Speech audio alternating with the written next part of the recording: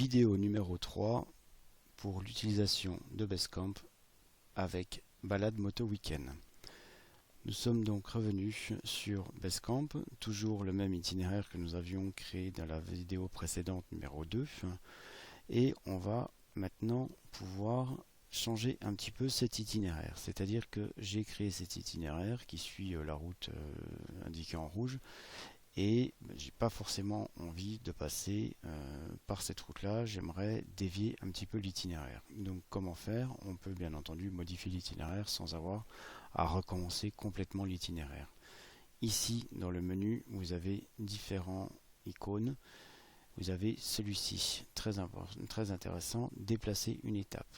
Je clique dessus. Vous voyez que la flèche de la souris a pris deux petits symboles en plus. Cela veut dire que l'outil est bien actif.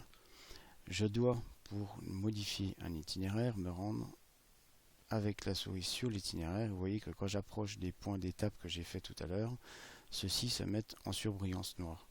Je clique dessus avec le bouton gauche de la souris, je reste cliqué et je vais déplacer tout simplement mon point pour lui dire que je veux par exemple passer par cette route-là. Je relâche le bouton gauche de la souris et vous voyez que l'itinéraire a bien été dévié par le point que je lui ai dit. Je peux bien entendu modifier à loisir tout autre point. Je reclique avec le bouton gauche de la souris, je reste cliqué et je vais dire que je veux passer sur cette route-là. Il recalcule automatiquement l'itinéraire. Petit détail ici, vous voyez que j'ai cliqué juste à côté, donc pas de problème, on reclique pour remettre l'itinéraire là et ne pas avoir ce petit crochet qu'on faisait auparavant, mais bien continuer la route le plus facilement possible. On peut bien entendu aussi modifier le point d'arrivée, donc on se remet dessus, on va grossir un petit peu, on zoome plus, et je clique dessus et je vais dire que mon point d'arrivée maintenant sera juste ici. Voilà, vous savez maintenant donc créer un itinéraire, l'envoyer sur le GPS comme on a vu dans la vidéo numéro 2, et vous savez dès à présent modifier le parcours et le dévier pour vous choisir votre route peut-être un petit peu plus précisément. Nous allons maintenant sur cet itinéraire mettre ce qui nous appelons des waypoints, c'est-à-dire des points de passage obligatoires pour que même si vous transférez cet itinéraire à vos amis sur leur GPS et qu'ils n'ont pas les mêmes paramètres de profil que vous au niveau moto ou ainsi de suite, ils passent bien sur le même trajet que vous. Pour ce, vous avez le waypoint ici, drapeau, donc toujours icône, on clique gauche dessus une fois. Et vous voyez que sur la souris, on a à nouveau un petit icône. On va grossir un petit peu pour mettre le waypoint. Vous n'avez pas de limite possible, minimale ou maximale. N'en mettez pas trop, n'en mettez pas non plus 2 sur un trajet, parce que vous êtes garanti que tout le monde ne passera pas forcément là où vous voulez qu'il passe. Donc on va dire qu'on va en mettre un ici. Je clique, vous voyez, il prend le nom automatiquement de la rue sur laquelle vous êtes. Donc vous pouvez le renommer ou simplement le laisser, vous fermer, et vous voyez que ici il s'est ajouté avec le petit drapeau. On va avancer un peu dans notre itinéraire. Comme il y a une intersection, il est toujours bien d'en mettre un après l'intersection. J'en mets un ici, et celui-là, on va dire qu'on l'édite.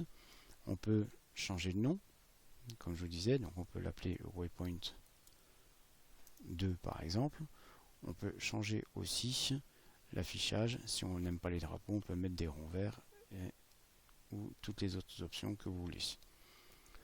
On va continuer notre trajet. On va remettre un waypoint ici.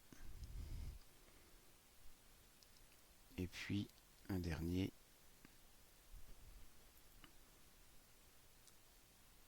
par ici. Dès à présent, vous avez donc votre itinéraire avec les 4 waypoints que l'on vient de tracer qui se retrouvent ici dans ma collection. Une chose importante, faites très attention lorsque vous allez créer un itinéraire, donc avec les points noirs qu'on a vus tout à l'heure ou avec les waypoints. Lorsque vous êtes sur des grandes routes type autoroute comme on peut avoir ici, n'hésitez pas à vraiment augmenter le zoom pour poser votre point ou le waypoint sur le bon sens de circulation, parce que sinon il va vous faire forcément un demi-tour. Donc faites très attention à ça. Cela, vous pouvez faire des boucles pour rien. Si jamais vous cliquez ici et que vous voulez aller dans l'autre sens, il va forcément vous faire sortir à la prochaine sortie pour revenir sur ce côté-là. Donc soyez vigilant par rapport à où vous cliquez et n'hésitez pas à grossir. Mon itinéraire est maintenant terminé, les waypoints sont posés. On va maintenant pouvoir envoyer une fois de plus à mon GPS l'itinéraire. On va toujours sélectionner soit la carte mémoire, soit le fichier natif. Je clique sur OK et il envoie directement donc au GPS. Soyez vigilant qu'une fois que vous l'avez envoyé au GPS, ça ne veut pas dire que l'itinéraire est enregistré sur votre ordinateur. Pour ce, et en garder une copie sur votre ordinateur, si vous voulez le retoucher par la suite ou peu importe, vous faites exporter et là vous allez exporter ma collection, c'est-à-dire que vous allez exporter l'itinéraire plus les 4 waypoints qu'on a mis. Si vous exportez simplement sélection, vous allez exporter itinéraire 1, donc celui qu'on voit ici, sans les waypoints. Donc vous exportez ma collection, vous l'appelez comme vous voulez sur votre bureau, vous l'enregistrez où vous voulez, on va l'appeler IT1, format GPX, donc ça c'est le format pour Garmin, enregistré. Et donc là maintenant l'itinéraire est bien sauvegardé sur votre ordinateur et vous l'avez envoyé auparavant sur votre GPS, donc il est sur votre GPS et sur l'ordinateur, vous pouvez l'utiliser à loisir. Dernier point que nous allons voir ensemble dans cette vidéo, nous allons donc supprimer les waypoints et ces itinéraires. Donc là je me retrouve à 0 avec une carte complètement vierge. Je veux maintenant importer un itinéraire que j'ai téléchargé ou que j'avais créé auparavant. Pour ce, rendez-vous dans vos dossiers où est l'itinéraire que vous avez enregistré sur votre ordinateur.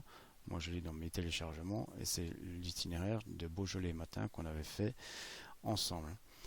Je clique avec le bouton gauche sur l'itinéraire et sans relâcher le bouton gauche, je vais déplacer cet itinéraire sur Basecamp dans ma collection. Vous voyez, là j'ai le panneau interdit et une fois que j'arrive sur ma collection, j'ai le petit plus qui s'affiche. Vous relâchez le bouton gauche et Basecamp va automatiquement donc importer l'itinéraire que vous aviez enregistré sur votre ordinateur.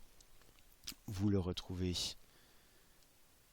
tracé sur votre carte bien entendu et avec tout ce qui est les différents waypoints qu'on avait tracés pour être certain que donc tout le monde passe sur le même trajet lors de notre parcours.